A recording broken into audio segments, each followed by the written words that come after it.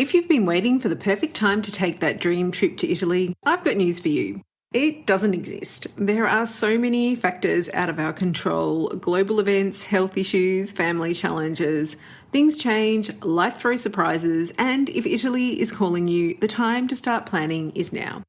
Today we're talking about how to plan your Italy travels for 2026 and beyond, the new trends to watch, the pitfalls to avoid, and the smart moves that will help you make your trip a reality.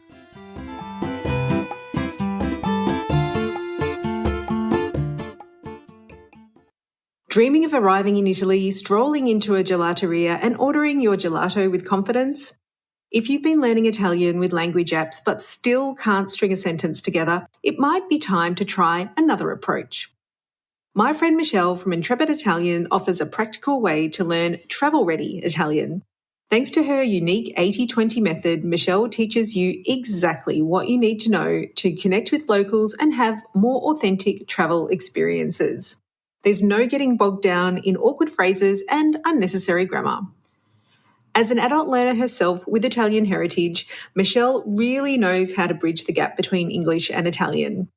As Roma from London said, "The learning methodology is great. I progressed much faster in the last 4 weeks than I ever did on my own or using other language apps." To find out more and claim your free Italian travel phrase guide, visit untolditaly.com/Italian or visit the link in the show notes. As a bonus, you'll also get an exclusive $20 coupon code to use on any of Michelle's online self-paced courses. So visit untolditaly.com/Italian and accelerate your Italian language journey today. Buongiorno, hello friends, and welcome back to Untold Italy. Hope you're doing well as we see off the northern summer and head at fast pace into fall, or autumn as we call it here where I am in Australia.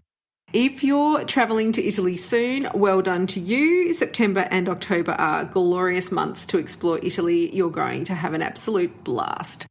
But today we're diving into a few trends and updates on how travel in Italy is shaping up for the rest of the year and into 2026. If you've been dreaming of days spent wandering the sights and soaking up all things Italian and you're not sure where to go or when, this episode is for you. If you're heading off soon, so exciting, I've also got some trends to share on things to do and what to avoid so you don't make any major mistakes. But you know what? Sometimes mistakes are fun. That's what I think anyway. One thing I want to start this episode with is this: there's never a perfect year or time to travel. I don't know if you were listening in earlier this year, but everyone was bracing for crashing Jubilee crowds in Rome. Everything was going to be super busy. Hotels and airlines were supposedly hiking up their prices, which a lot of them did, it's fair to say.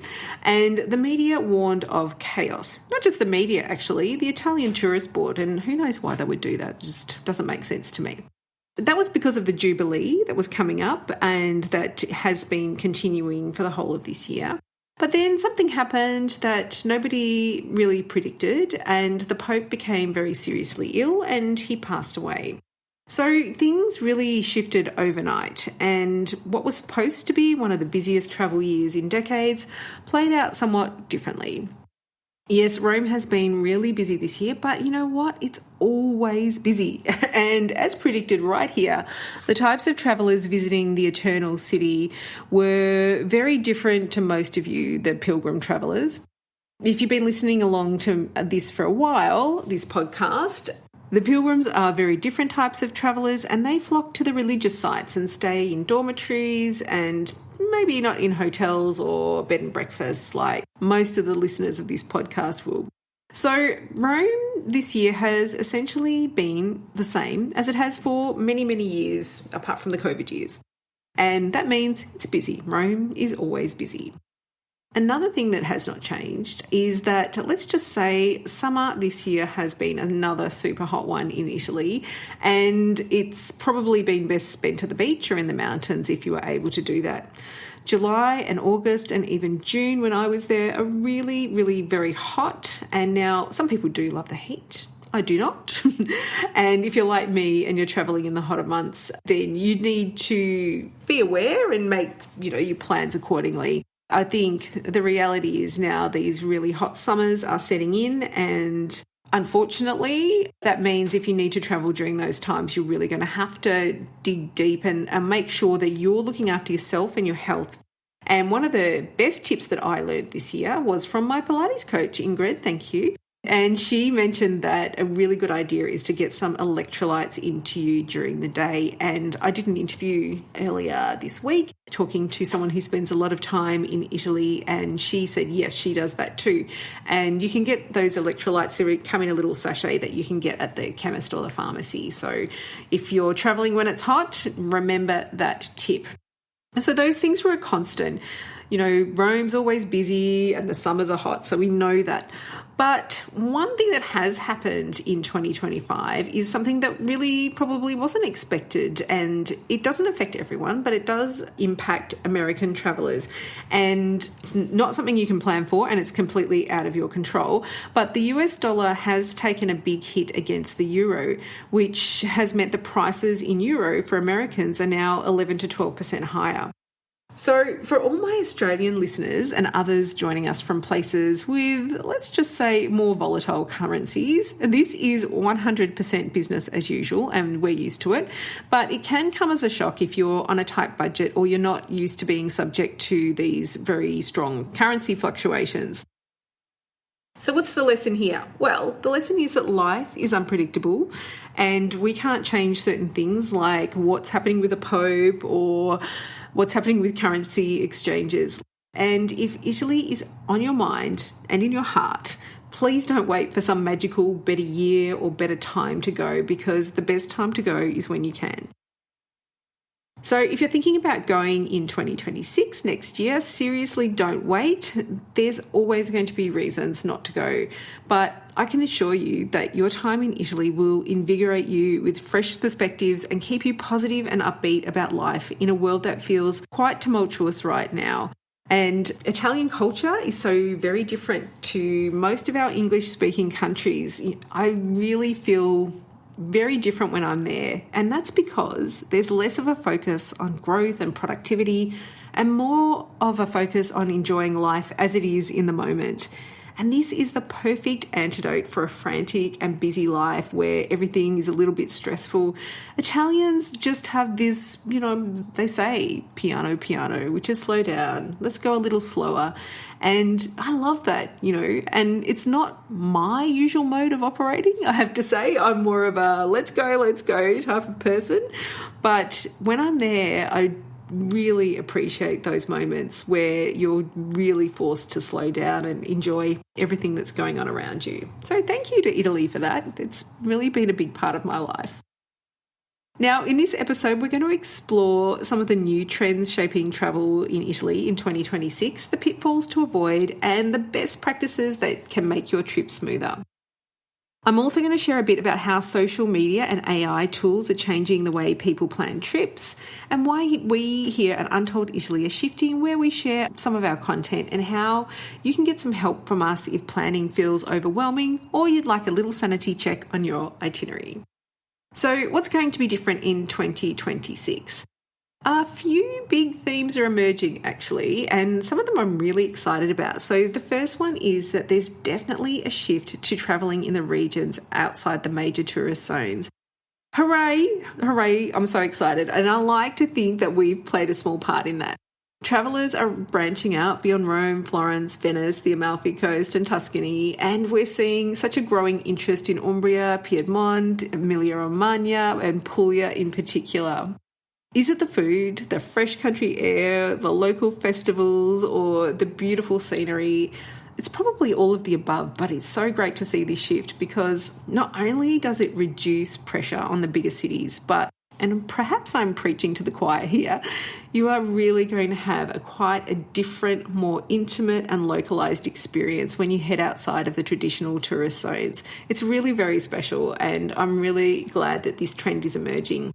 And if you'd like to explore these areas, sometimes it's not actually easy to find a lot of information online or outside of this podcast about those areas, those smaller destinations. And that's why we built our app, actually, is to share all of the 20 regions of Italy And we're not quite finished with it just yet. We've still got a few regions to go, but we've got 11 in there at the moment. And I'm really excited because in the next few weeks, all of the 20 regions of Italy will be in our Untold Italy app, complete with their food and wine culture, how to get around, the favourite towns that we have, hotels that we love, and restaurants that we like to go to. So this is built not from any algorithm, it's built from a love of Italy. So I hope, if you haven't already, that you've downloaded the app. And of course, as a podcast listener, you can get all of our episodes that we've done so far, and that's almost 300, on the app ad-free, and you'll keep getting those episodes as they're released. So we are not charging a membership for the app. It's a one-off fee, and you'll continue to get all the content as we keep adding it. So I hope everyone's liking it. With everything, there are always a few technical issues, and if you're having a problem, just please don't hesitate to reach out. That's what I'm here for. Okay, we're exploring the regions outside the main tourist zones. Excellent. The second one that I wanted to talk about is sustainability and slow travel principles are really now starting to cut through, which I am also very happy about. So more and more people are choosing to travel by train, support local businesses, and stay in agriturismi, that are those family-run farm stays. These are booming as travellers learn how great they are at providing a contrast between the cities and how they enable you to discover local traditions. I try not to be too bossy on here, but really, if you do one thing that will change the way you see Italy and also any travel that you do going forward in any other country, it's staying a few days at an agriturismo and getting to know a pocket of Italy that perhaps you don't see so much showcased in all the glossy brochures and online, but which in fact is incredibly special and will stay with you for a very long time. The third trend I want to share is technology and AI. So many travellers are turning to tools like ChatGPT to draft itineraries and other online itinerary makers. And look, AI is brilliant at brainstorming. It's like your favourite research buddy who never gets tired. But here's the catch.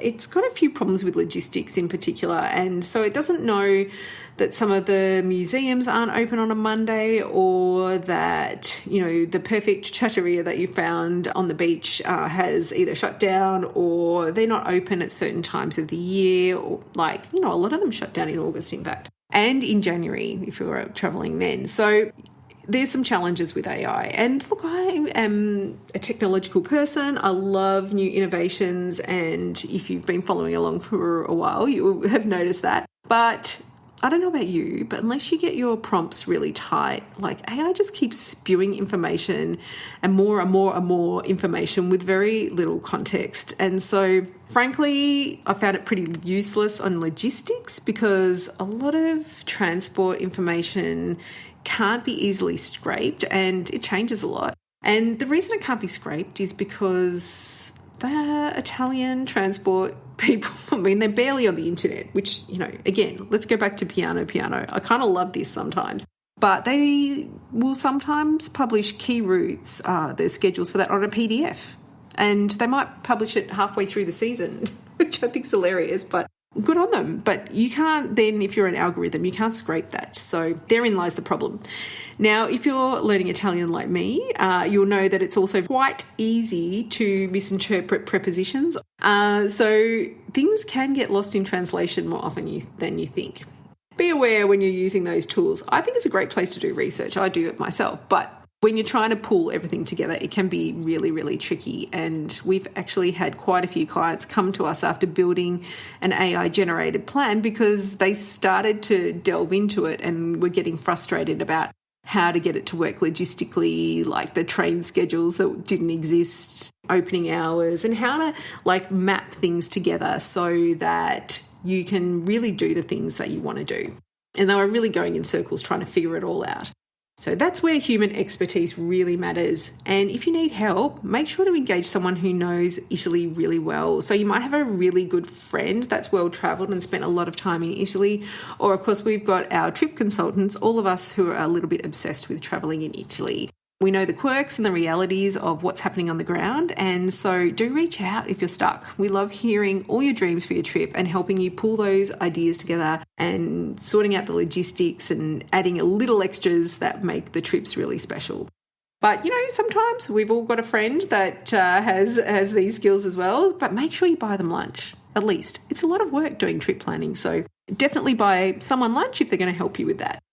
Finally, seasonality shifts. Now, we've had long-standing advice to go in the shoulder season, and I reckon it's becoming a little bit almost mainstream now, and more travellers are booking for April and October and even into March and November. And I love this. It spreads the crowds out a little, but it also means that you need to plan earlier for those months. Not to say they are not busy, but they're just a little less so. It's really preference about how you want to travel, but also, like I said, carpe diem, seize the day, go when you can, because Italy is amazing whatever time you go. And if you really, really want to skip the largest crowds, November, early December, the last 3 weeks of January and February, except for Carnivale time in Venice, are your best bets. The time around Christmas up to January the 6th is actually very busy, which I found out for myself earlier this year. It was fun at that time, like a lot of fun, but perhaps not as relaxed as I was expecting. Now I'm going to talk about social media because it's always there. And, it's going to be no surprise to you that platforms like TikTok, YouTube and Instagram are hugely influential when it comes to travel. A single reel or a YouTube video about a hidden beach or a tiny trattoria or a restaurant in Rome can send thousands of people there overnight. In fact, earlier this year, there was a mountain village in the Campania region that had to bring in traffic control earlier this year when an influencer posted that it was snowing there. They actually quadrupled their population in a few hours and the locals were quite bewildered. Needless to say, there were not enough services, including bathrooms, to cope with the influx. So we're getting these surge visits due to social media, and it's quite crazy because, we are all expecting to have, this beautiful restaurant with the snow falling down, but it wasn't happening because there were just not enough services to cope with the influx. And you know what? They might never be ready for all those visitors because it just was so unexpected. Another story that I wanted to tell you was that in June I was walking through Trastevere in Rome and I saw the long lines outside a restaurant that I constantly see on social media. Personally, I don't do lines at all. I've never done lines, even back in my clubbing days, which were a very, very long time ago. But I was quite happy to walk around the corner, to sit in a piazza and get told off for my incorrect hand gestures by a friendly waiter, while I enjoyed a lovely glass of Sicilian wine. Now, who doesn't love a bit of banter with their delicious meal? And let's be real, there's no banter when we're turning tables quickly to move a line. And that's really un-Italian anyway. We like to linger in Italy. Social media has been around long enough that we know everything has been made to look amazing and at its absolute best. But somehow we sometimes forget all that when it comes to travelling abroad. The problem is the style posts don't tell the full story. Amalfi at 11 a.m. in July does not look like the dreamy clip you saw, and the road in and out is at a standstill, ferries are packed and running late, and prices are sky high, which is absolutely fine if that's what you were expecting, but a bit disappointing if you weren't expecting that. And I have to say, every single person that I have spoken to this year that's been intent on going to the Amalfi Coast, and I said, you might want to have a think of, some other places. No, we're going. I've always wanted to see it. And they say, yep, I went, I saw it. I'm glad I did, but I don't need to go back. And you know what? I know what they mean. Now, if we're all being a little bit honest with ourselves, also, social media is less on the social these days and more of a marketing tool.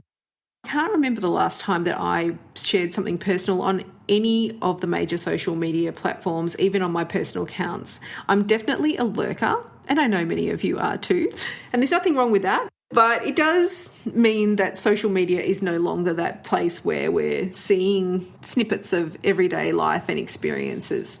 You know what, I'll also be honest with you and say that we definitely don't share broadly our very, very special favourite restaurants, hotels and towns on those channels because, like I said, I don't like to line up, and if I can't get a booking at those places that I really love, it makes me very sad. So unfortunately, I do understand the irony of the situation and realise that I have been part of the problem of over-touristing some areas, but going forward, I'm a little bit more cautious about what I share. because it's taken the fun out of travel a bit also, like everyone's going to the same place, everyone's having the same experience. And like, isn't it fun to go home and say, I found this amazing place. I didn't see it on social media. Or I just went down this laneway and we bumped into this gorgeous little trattoria and we met the owner. And that's half the fun of travel, if you ask me. So if social media isn't social anymore, that means you're getting fed whoever does marketing the best. And it's really food for thought, isn't it? So when you double down on who does marketing best about Italian places in English, you're getting a very small view of the potential out there. Because in fact, I can only think of about 10 brands or companies outside the luxury, fashion and cars space that are able to market in English very effectively. Now, isn't that sad? I mean, I think it's great that Italians aren't amazing at marketing because it does allow for that exploration, but it does mean what we're seeing is something that is, a marketing exercise. We're seeing a very small handful of what's available. And that's why wherever possible on this podcast and via our tours, our services and our Untold Italy app, we like to focus on Italian voices, Italian people, especially women who may not be so great at marketing in English, but absolutely have amazing stories to share and experiences that you might like. And this is also part of why we've made changes in our online community. So after many years, we've closed our Facebook group with over 160,000 members. And a lot of people are really shocked about that. But, I think it's the right thing to do because we started back in 2019 and we've been through all the highs and lows of travel, from engagements and proposals in Venice to the dark days of COVID. And the group was a great place for a long time. But as we've talked about in this podcast, people are moving to other platforms and using AI these days. And honestly, running a group at that scale costs considerable resources and energy, literally thousands of dollars a month. And I don't think that really people appreciate how much effort goes into keeping a space feeling the way that we wanted to keep it, which was very kind and very thoughtful and very helpful. So yeah, we've decided to close the group and, to be frank, we'd rather focus our resources where they can provide the most value to thoughtful travellers like you, our podcast listeners. And we're going to be doing that, continuing to do that on our podcast, on our app and on our new Substack, where I've already started sharing my thoughts on each episode of our podcast and where I'll be sharing mini guides and the really special places that I just really want to share with people that are curious and thoughtful and want to travel in a really slow and considered way. And honestly, I'm having much more fun on Substack than I've done for a long time. So if you haven't checked out this platform, it's definitely worth a look because, it's like a curated version of the good old days of the internet and blogging before everything got a little bit too cynical. Okay, so next up, I promised you some things to avoid in 2026 and you're planning for that year and for the years beyond, and even if you're going to Italy in the coming months. So first up, let's stop copying other people and start curating your own trip. Everyone says you should go to the Colosseum, and I'm going to say you don't have to do that. If you simply want pictures, there are plenty of spots outside for that. No need to run the gauntlet of thousands of people squished into an ancient monument if it's not your jam. Even if it is, I can think of at least 10 sites in Rome to get your ancient history fix. We've got an article on that actually, and I'll pop that into the show notes for you. Recently, just actually last week, unfortunately, a very sad thing happened and a tour guide passed away inside the Colosseum. I'm not quite sure the exact reason, but heat exhaustion has been mentioned. Listen, it's not for everyone. It's a really big exposed site with lots of rocks and lots of people and steep stairs to walk up and down if you want to go up and down the main areas. So yeah, think hard about it. It's just, it's not for everyone. That's all I'm saying. I love the Colosseum, but it's not for everyone.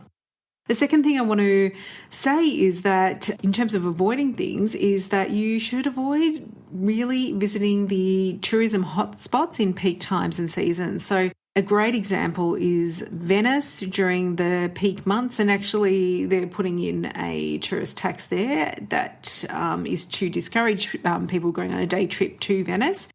You can find out more on our website there as well. We've got a link to that. That's finished for the year, that particular tax, but I'm sure it will continue into 2026. There are some other places that it just gets really, really busy. And you know what? Even if you don't mind crowds, let's have a spare thought for the people that live in these places.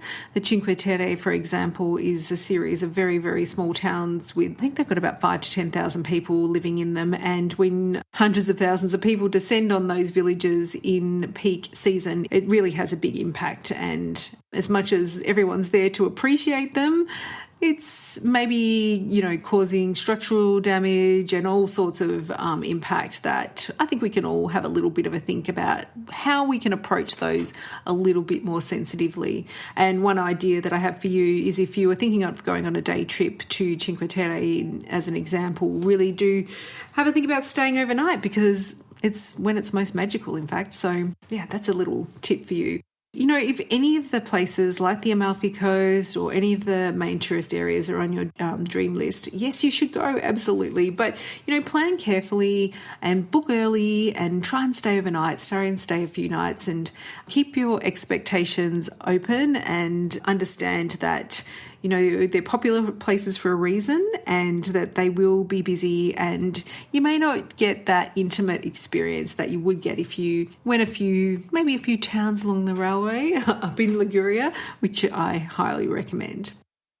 Okay, and the third point is try and avoid some hidden costs, or to flip it, be aware of costs that you might not see up front. So lately, the Italian cities have raised their city taxes for hotel stays, which is the amount that you pay per person per night, depending on the status of the hotel. And it's really climbing up now. Some of them are like 8 or 9, 10 euros a night. So depending on the class of hotel, and that's per person actually. And so it can really add up if you're staying in those major tourist areas. Car rental costs and fuel costs are also very high. And so, we like to always use a train if we can. And, I mentioned this before, but the exchange rate with your currency may impact what's happening with the prices on your trip. So really be aware of what's happening in terms of prices, and you can make some pretty strong decisions. One thing that I really would say is, everyone's saying, oh, do this tour, do that tour, have those experiences. But experiences don't actually need to cost anything. And some of my most favourite times that I've ever had in Italy have not cost a single cent. It's just been walking along the Tiber River in Rome, or getting up early in Florence and just doing a walk along the Arno there, like at about 6 o'clock in the morning, while people are starting to rise and get ready for work. So, yeah, I think some of those times are the most beautiful times that you're ever going to spend in Italy. And I think the last thing that I wanted to mention on things to avoid is really try not to rely on those free tools like forums, AI itineraries, or any type of random advice that you get online from people who you don't know, or even people that you don't know their context or their experience, because, you don't know who you're talking to online. And I firmly believe that, 95% of people are doing things out of the goodness of their heart, but you don't know what their experience is. A lot of people that go to Italy one time and they just so excited about their experience, as they should be, that they want to share it with everyone, but they may not have the experience that you need for your trip. I think this might sound a bit overwhelming, and it is. It is. There is simply too much content out there these days with tips, advice, rules, do this, do that, don't do that. And so it can get really overwhelming. So if you're feeling overwhelmed, that's okay. We all feel that. And, we can really help if you want some help. People also say, why would I pay for planning help when there's so much for free online? And, that's true. There is a lot of information, but free often comes with some hidden costs, mistakes, wasted time and misinformation. And we've got clients that have been stuck in the wrong base, or they've spent hundreds of dollars on car rentals that they didn't need. So peace of mind and getting a basic plan set up is always a good idea. So now let's flip it again to the best practices for planning your trip in 2026. So the number one thing I would say is seize the moment. As I said at the start, don't wait for the perfect timing. Remember the Jubilee and everything that's happened since then. Things change, exchange rates are completely out of our control. We don't know what's going to happen in a month or a year. So if you are feeling the call of Italy, you should go when you can. And I'll never stop saying that. And, the truth is there's no perfect year or month that you should go. Italy will fill your soul wherever you go. It's one of those places that people keep going back and back again. I am guilty as charged. And today I've had some interesting news from my family and, I am firmly in the moment that if you keep waiting, you may never go. So please take heed and start looking at flights right now if you haven't already. The next point I wanted to make was to plan strongly, but don't overplan. Like, have a buffer in there for flexibility, serendipity, and exploring where you can. The main things is to get your flights booked, your train schedule sorted out, and whichever key museums or sites and restaurants that you want to see. But then after that, just let everything go and have plenty of time for wandering and serendipity and finding that special shop that you can't wait to buy a special memento of your trip. I know my really good friend Penny, she's got some beautiful jewellery pieces that she found as she was wandering around an area of Rome and when she was in Sardinia, and she wears them all the time, and she just found them by wandering around, and that's a beautiful thing. The third point I wanted to make was to choose some fewer bases, and the less time you spend unpacking and repacking, the more time you have to enjoy the places that you are and to go and find little jewelry shops and places like that. I know there are a lot of people out there who like to smash out as many places as possible on their trips. And you know what? You do you. I used to be like that, so hungry to see and experience everything, so I get it. And you know what? It took me a couple of decades, but I do appreciate a longer stay these days. I think sometimes when people say, oh, you should travel slower, they forget that first moment and the excitement of being abroad and seeing everything and soaking up all the different sights and sounds and tastes. And I never want to forget that feeling because it's really exciting. And even though I've changed my travel style quite a bit these days, I can still appreciate why people would want to go super fast. But it is a good idea to just slow things down a little bit. And I do wish I'd known that sooner. Another strategy, I think, is to book those special experiences early, whether that's a cooking class in Tuscany, a countryside hotel that's got views over the Tuscan landscapes, or that restaurant you've been hearing about for ages. The best things do get snapped up, so really do book in advance.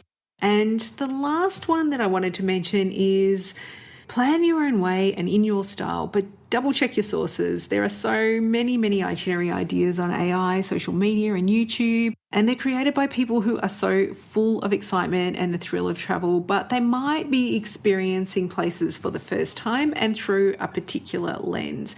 And I've got to admit that I find it overwhelming when I'm going to a new destination.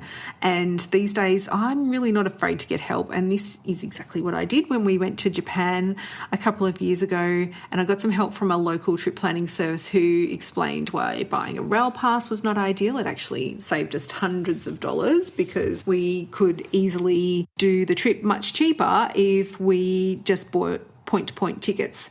And so I didn't know that because all the information that I was reading online was get the rail pass. And I'm glad I took the local advice.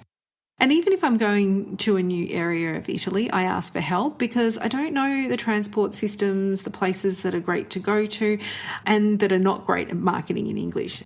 I did that when we went up to South Tyrol, and I got some specific help from Tyler in our team who knows a lot about the ski fields up there. So if you are going and you're interested in going to the Winter Olympics this year, Tyler has a wealth of knowledge and experience of travelling and staying in the ski fields in northern Italy. So I would definitely get some help from her. So I really can't emphasize this enough though, because it's really important. And I'm going to use an example from house building as I'm up to my eyeballs in this right now. But you can do all your research online and build a beautiful home that's, that you love. But I was finding all that very overwhelming because there's just so many choices. Like, how many tiles can you look at and your eyes are spinning and your eyeballs are crossing and everything. But we ended up then hiring an interior designer, and my eyes have been opened and I'm so much more relaxed because I've had access to a whole new world of options and insights that have been curated just for us. So, Lauren knows what I like and she knows what I don't like, and she's able to sift through everything and just pinpoint things that will really suit our new home. And so I am so delighted that my favourite thing that's coming up is a new sofa, which I've got very short legs. So this is a miracle sofa that I can sit comfortably on and have my feet touch the ground. And I never, ever would have found it without our interior designer. Thanks, Lauren, who has also saved us literally thousands of dollars in mistakes. If you love research, fantastic. Planning can be a big part of the joy, but even seasoned travellers sometimes want a second set of eyes and an expert opinion, and I would fall into that category. There is a ton of information online, and you can plan for free, but in any context in life, an expert can make a huge difference. And that's why we offer trip consultations where we review your plans, spot gaps and costly mistakes, and suggest hidden gems and, things that are just going to make your trip extra special. We don't take over your trip. I hope people don't think that. You stay in complete control of it, and what we're giving you is some added confidence and some extra advice. And you know what? No one needs to know that you used a service unless you want to tell them. You can say you did it all yourself. I have no problem with that at all. If you're the type of person for whom research feels like a second job, our full itinerary service lays everything out, transport, activities, timing, so you can simply enjoy your trip stress-free. And if you're one of those last minute, or you've just got a nagging question over something that you can't quite figure out, we have some quick fix chats that are perfect for this. It's a 30-minute call to solve your top issues with a follow-up email summary, and people are using this to sanity check their itineraries and to focus on a particular area that they are curious about. There's lots of ways to get help, and do reach out if you would like some help. So to wrap this up, for the remainder of this year and in 2026, we're looking forward to more regional exploration, more slow travel choices, and more travellers using AI and social media to do their research and to plan, sometimes with great results, sometimes with pitfalls. So avoid the overcrowded hotspots if you can, whether that's timing during the day or in the year. Watch out for those hidden costs and don't over-rely on free tools or copying other people. But at the end of the day, just you do you. So seize the day. There's no perfect year or time to go. If Italy is calling, go now. You won't regret it. And lastly, just a reminder that we've made shifts in how we share our Untold Italy resources, and we have closed our Facebook group to focus on places where we can provide the most value, and that is Substack, this podcast, and our app. And of course, our website remains open and ready for all of those practical trip planning questions you might have. And if you'd like personalised support, we're here for you too. Thank you, grazie mille, as always, for tuning in. We love being part of your Italy trip planning journey, and we love to hear your 2026 travel dreams. Next week, we're heading to one of my favourite regions. Who am I kidding? I love them all. Anyway, we're exploring some delicious sweet treats from the tastiest island in the Mediterranean. But until then, it's ciao for now. The Untold Italy podcast is an independent production. Podcast editing, audio production and website development by Mark Hatter, production assistance and content writing by the other Katy Clarke. Yes, there are two of us. For more information about Untold Italy, please visit untolditaly.com.